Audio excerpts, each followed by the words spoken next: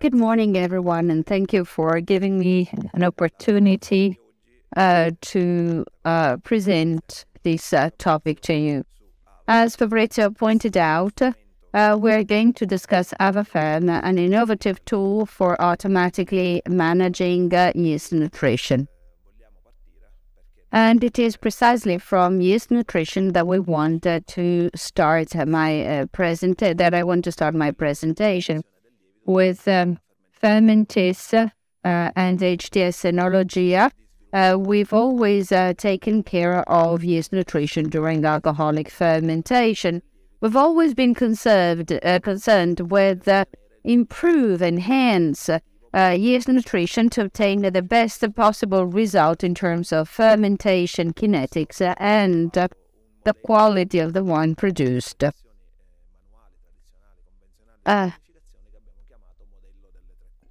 And that is how we developed what we still call our standard, the so-called 3Q model, based on which we've developed the new technology that we're presenting today, AVAFERM, a technology to automatically manage yeast nutrition. On top of discussing this technology, we'll also show a few experimental tests that were carried out in collaboration with the University of Palermo, and then I'll get to my conclusions, and then the next part of this session will be taken by the presentation on a collaboration with the University of Milano with the same goal.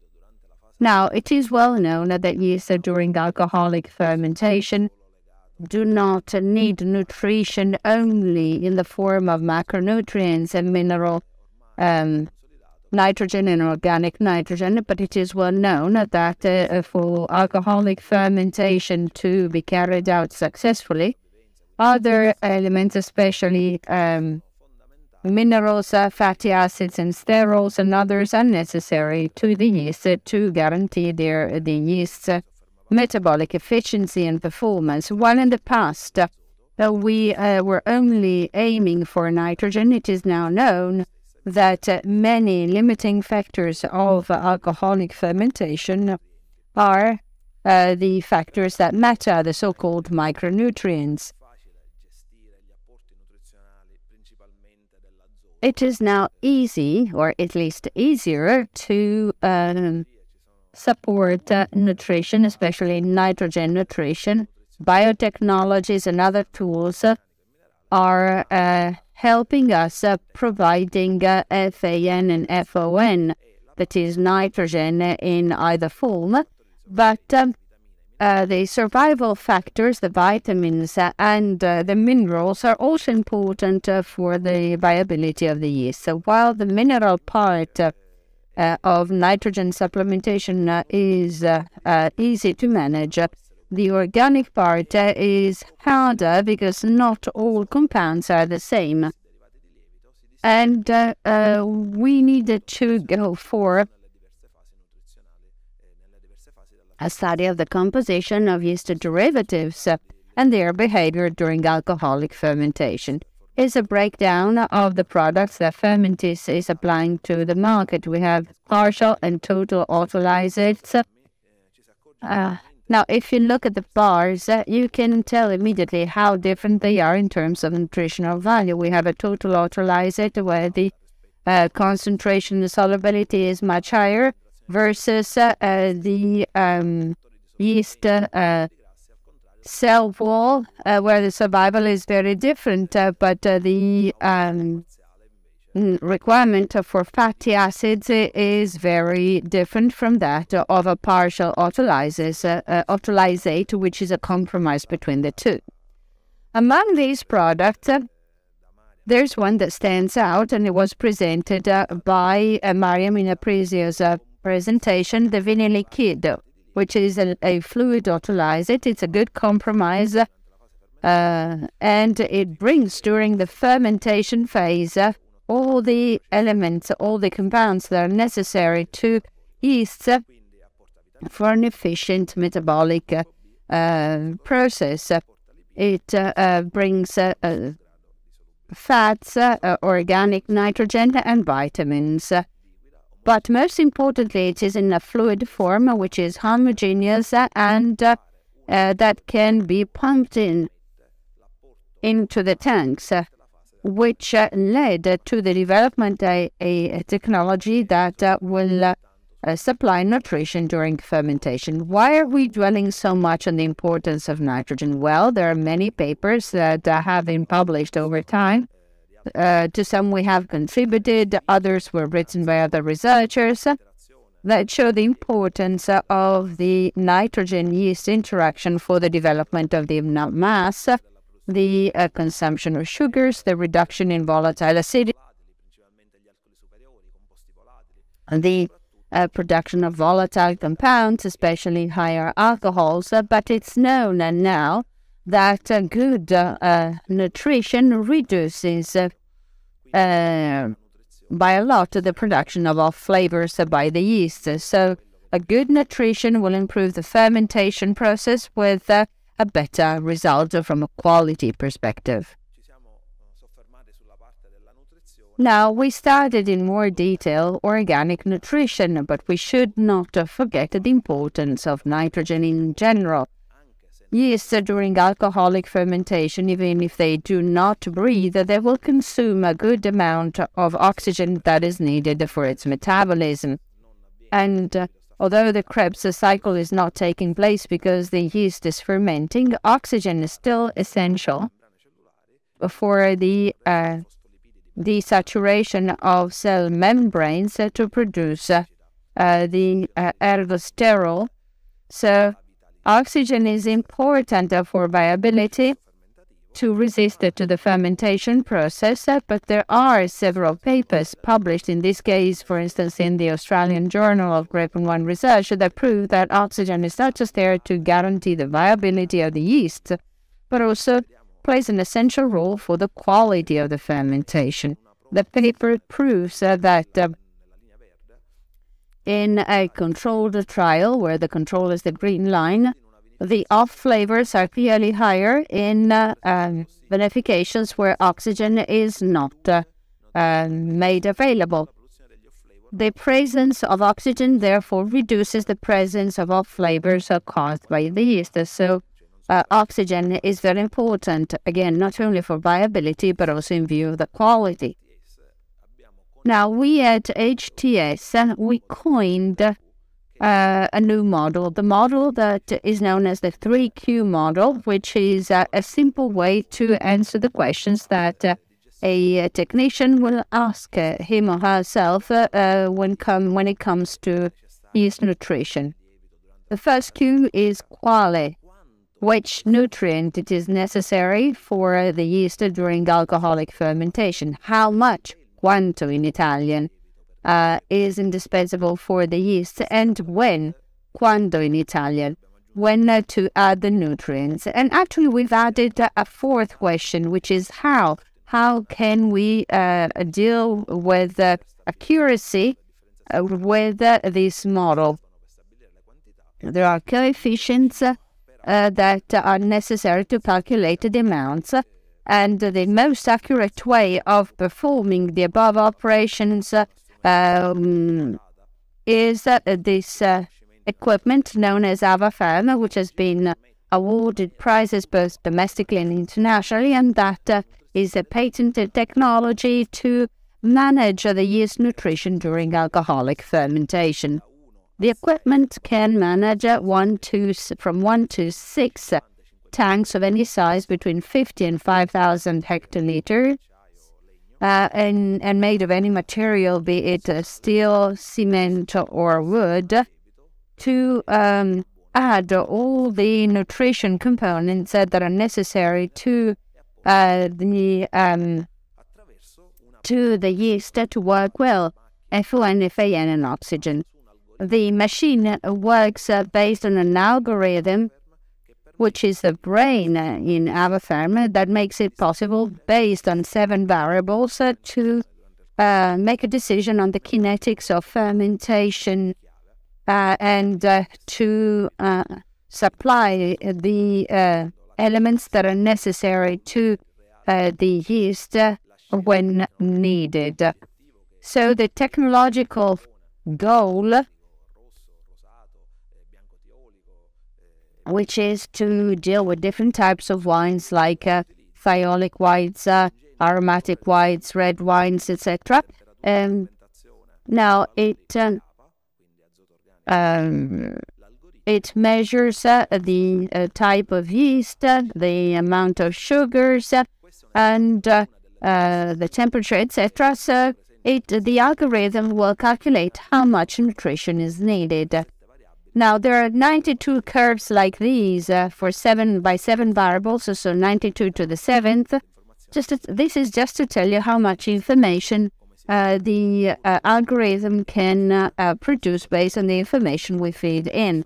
So you see here the viability of the yeast during alcoholic fermentation with the addition of nitrogen, NH4 plus or aminic, and the various additions during alcoholic fermentation. Now, to assess the qualitative aspects of AVAFERM nutrition, of the AVAFERM nutrition method, we carried out a study in collaboration with Professor Onofrio Corona of the University of Palermo.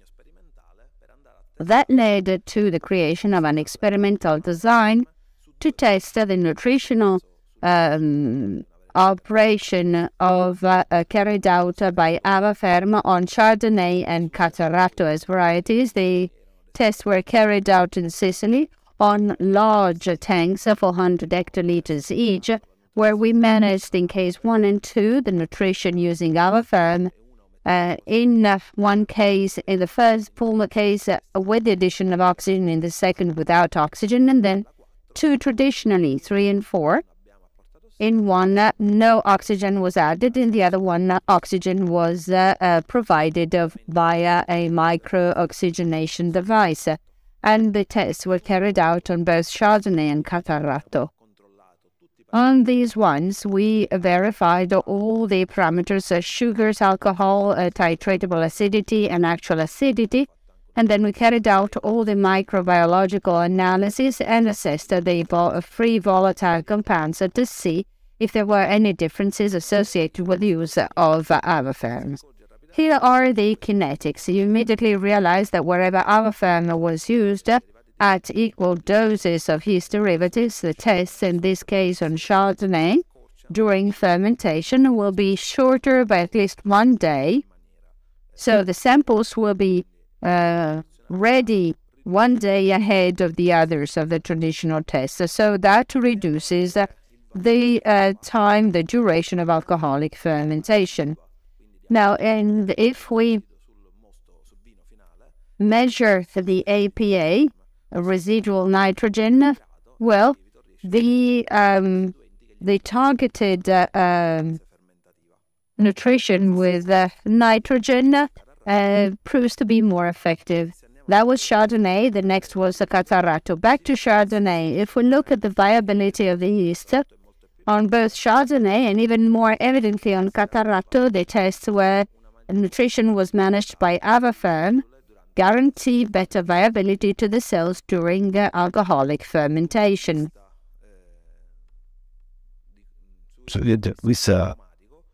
From an aromatic perspective, no differences were found. This may look like a negative, but actually this is what we wanted to demonstrate, because AVAFERM to us is an equipment, a piece of equipment that supports the winemaker's choices. It should not change or interfere with the production system nor standardize it. It is just meant to simply make yeast management easier during alcoholic fermentation, simulating the final result. So the analysis, in other words, confirmed that the final characteristics of the wine were not affected. So it's the grapes, the yeast, and the winemaking choices that make a difference. So that was a success to us, because we know that with AVAFERM we can obtain the same quality, a comparable level of quality, to a conventional fermentation management method. So, when you use AVAFERM during alcoholic fermentation, the fermentation kinetics for the yeast is more linear and constant. Better yeast viability during alcoholic fermentation that ends sooner and in a more precise way. The nutrition is targeted because the data tell us that there is no residual nitrogen at the end of the process, so the yeasts will use all the nitrogen that will not accumulate nor be wasted. So the fermentation process is better controlled, the quality is comparable to the best traditional methods, and there is no risk of standardizing quality. So AVAFERM, alongside the technological choices, the yeast strain, and the most important ingredient, the grapes, will improve the nutrition of yeast during alcoholic fermentation. I would like to thank you for listening so attentively, and I'll now leave the floor to Professor Guidetti, who will discuss other AVAFERM applications.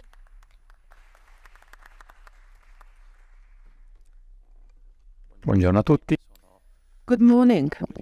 My name is Riccardo Guidetti from the University in Milan. I'm an engineer and I work with systems and plants for viticulture, winemaking, and agri-food in general.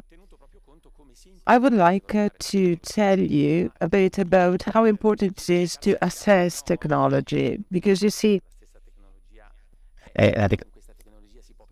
this technology today can perfectly fit into the 4.0 industry environment, because it can connect the fermentative process directly to the operator with the possibility to have a simpler operation.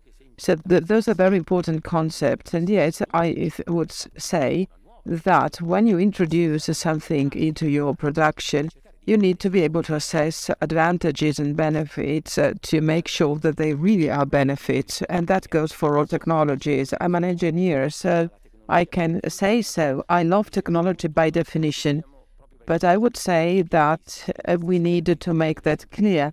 Since I work with systems, I'm a very practical person, so always consider benefits. And this is indeed the approach that we followed here in order to highlight a number of management features that pertain to the introduction into the cellar of this technology. The objective of the work that I'm presenting was that of assessing environmental performance.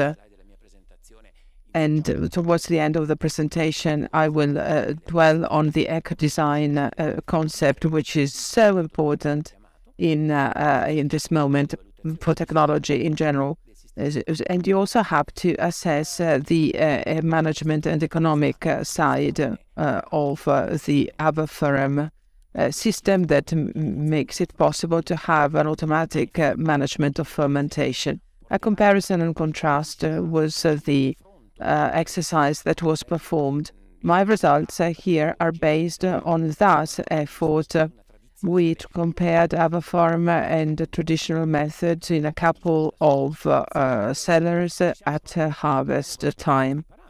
We assessed these parameters. We used parameters to assess the process timing, the labor, that is minutes used for the two techniques with AVAFERM and the other techniques, nutrients, oxygen consumption in water, and consumption in energy.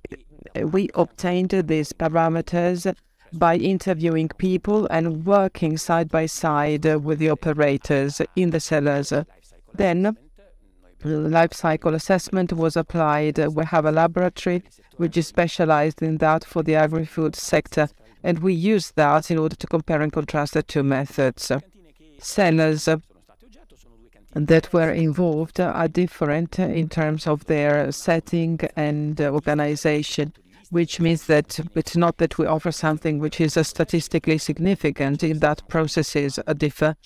We investigated them. We understood when the operator was intervening. We have first a cellar in Borgo Mulino in Veneto, which is the region which hosts us today.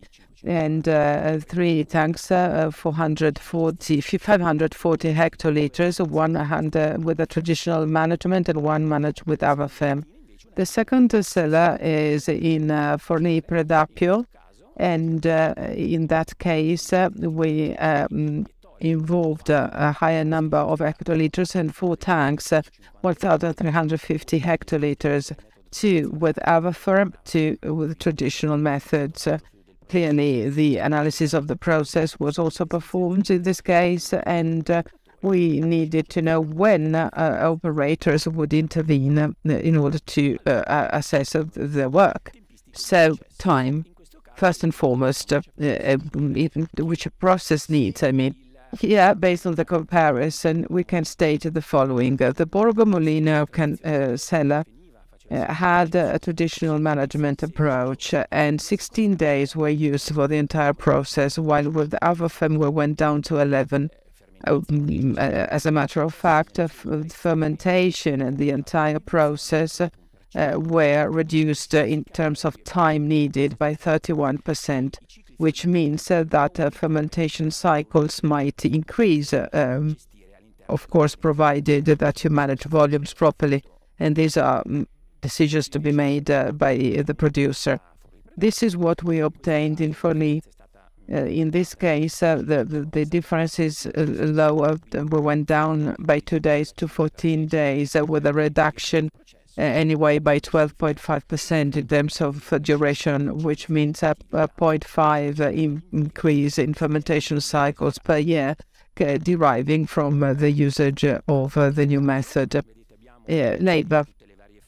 We defined all phases day by day, also in this case, and we measured the minutes used by the operator to manage the 2 phases. In this case, we had a reduction by 18% of labor needed. That went for the first cellar. Here we have a graph that tells you about the distribution of the time, and in the second case, the reduction was as much as by 25%. So, also the management of the sequence in the tanks is improved by using this technology, because you do no longer need to rack off many times. You do not need to move that much. And you see that from the 2 pictures, bottom right, there is a better order, and this was highly appreciated by the enologist. And here again comes a graph with a different distribution of the times. Now, nutrients. As already stated, we actually partially expected this outcome, and the system partly modifies the usage of nutrients. We did not find significant percentages, but there is a major increase of plus 6%, as is the case with the first cellar, while in the second case there was a slight decrease, which means that the system manages differently these components. And it was not our interest to make a qualitative assessment. It was the enologist who was called upon to make those observations. We simply measured quantities. Oxygen was a different story. As I said, the need for a different management of oxygen and also a higher quantity in order to avoid phenomena which would lead to negative production entailed that a higher quantity of oxygen was needed, plus 32% in the first case, with a different distribution as correctly underlined in different moments during the fermentation process. The light blue is AVAFERM, so the distribution is different. In the second case, it was a plus 52%. So this is really a different scenario which has to be reflected upon. This is also what emerges from the tests made by colleagues in Palermo. This is one of the reasons why the system mirrors at best the fermentation process. There again we had a graph with the times. We then analyzed water consumption. As a matter of fact, in the processes we did not notice major differences. there is a slight decrease, but it is fairly marginal. In the first case, with a reduction by 0.8%, which is negligible. And in other moments, please consider the graphs, of course, consider that dimension. So there were different times. This is what I meant. In the second case, saving went up to 3.9%. Now, energy. As for energy, we sought to use two different approaches and methods to assess. In the first case, we did not consider the fridges because we wanted to understand the electricity used by the two systems only. If you consider the first cellar, you see that actually we monitored the consumption of electricity with that approach with 22.83 kilowatts, and with AVAFERM at 22.86 with the traditional method. So actually no difference here, no difference at all, I would say. A difference in distribution, but then again, this is due to the different length of the process. Then for the Guidetti, there again, there was a slight reduction, but anyway, it is not extremely significant.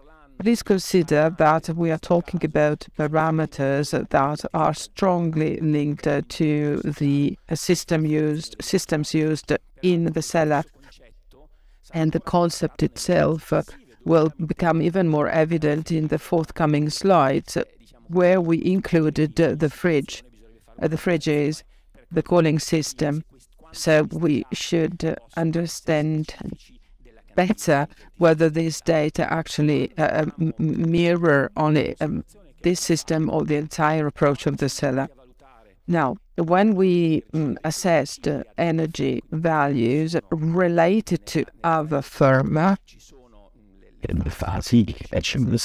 so that you have phases 5, 6, 7, 8, and 9 on the slide, which relate to AVAFERM. So when considering that and comparing and contrasting the two cellars, we saw that there is a scale effect. The bigger the cellar, the lower this parameter, which is the consumption of energy without fridges. And you see minus 56.5%. If you apply the same technology to higher volumes, you can have a stronger impact. Here you have total energy consumption. Once again, you need to consider the setup of the cellar, and we saw an increase by 5% in the Borgo Molino cellar.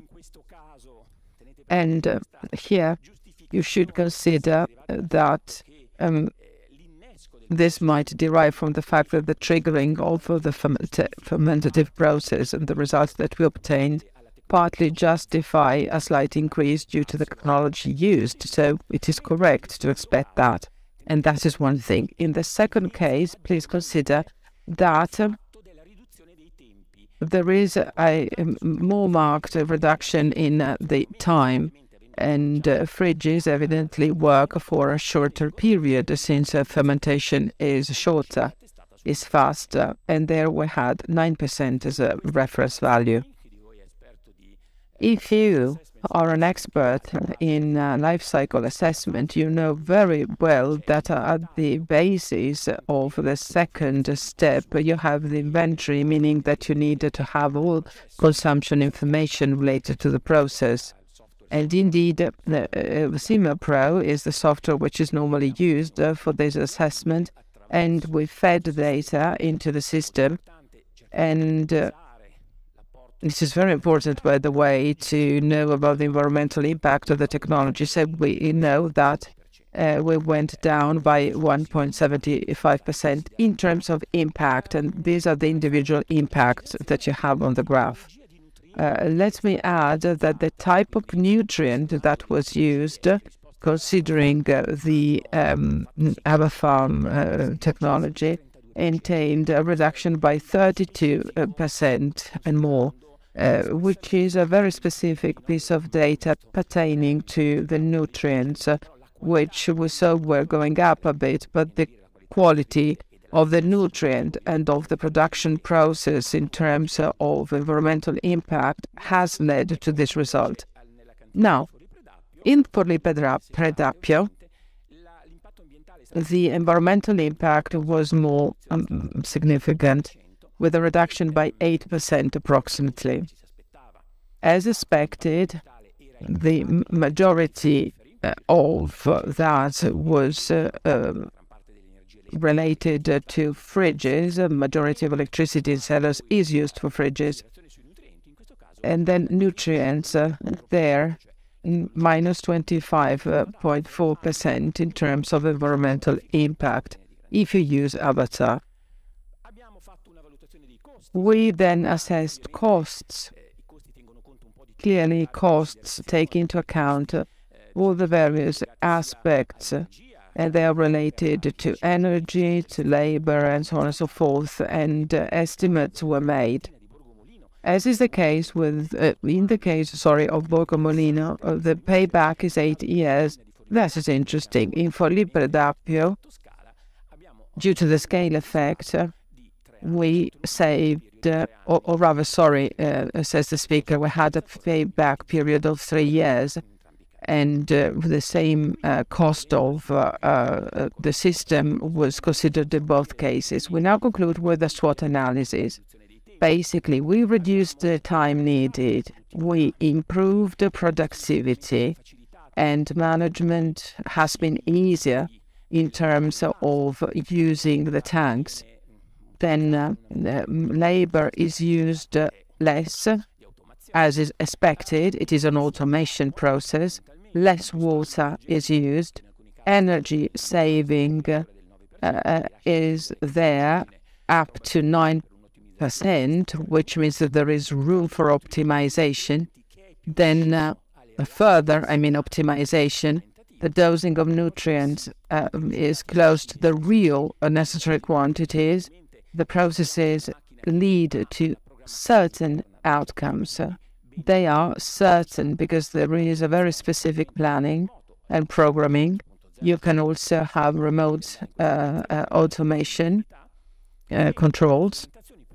This fermentation is more sustainable with a reduction of the impact on the environment. Payback period is reasonable and interesting for this type of investment. What about risks? Well, if you are a small seller, you need to consider the cost of investment because benefits might be limited depending on the size. But that is something that you have to consider carefully. Then opportunities. We should integrate this into 4.0 or 5.0 industry. Actually, here we're not talking about robots, but it is a very interesting tool. If you like, then the eco-design side also needs to be considered. There is a reduction in the impact thanks to using this machine.